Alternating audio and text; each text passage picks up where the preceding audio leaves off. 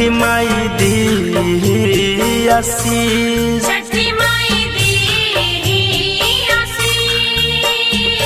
तोहरे हवे ललनवा छठी माई दी आशीष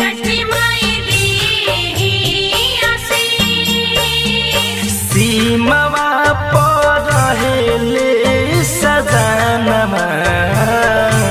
छठी माई दी आशीष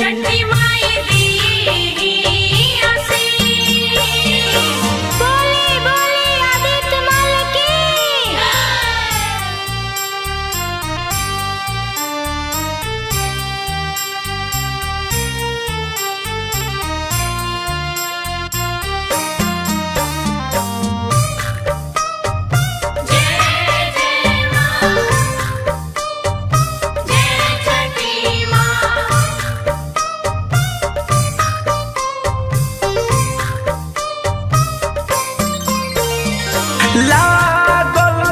लड़ैया बलम दूर देश हो सही सलामत उनके रखी हर में सो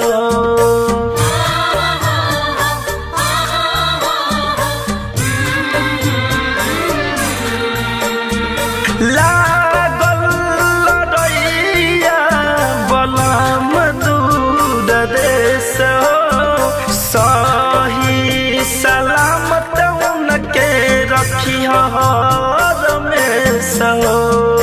इतने बात से कहनवा छठी माई दी आशीष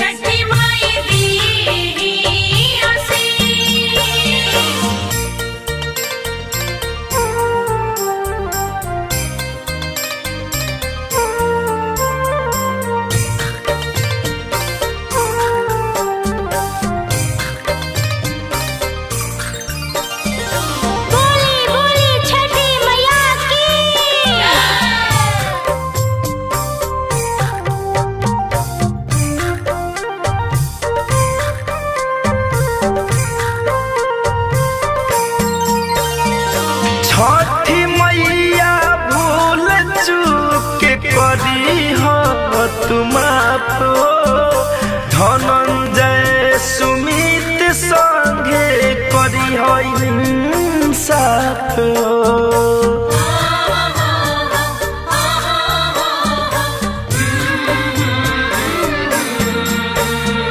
छठी मैया भूल चूक करी हो माफ हो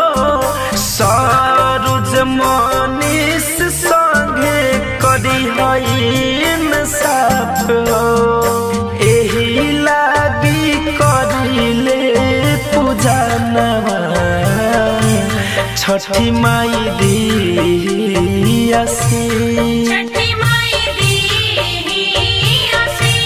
छठी माई दी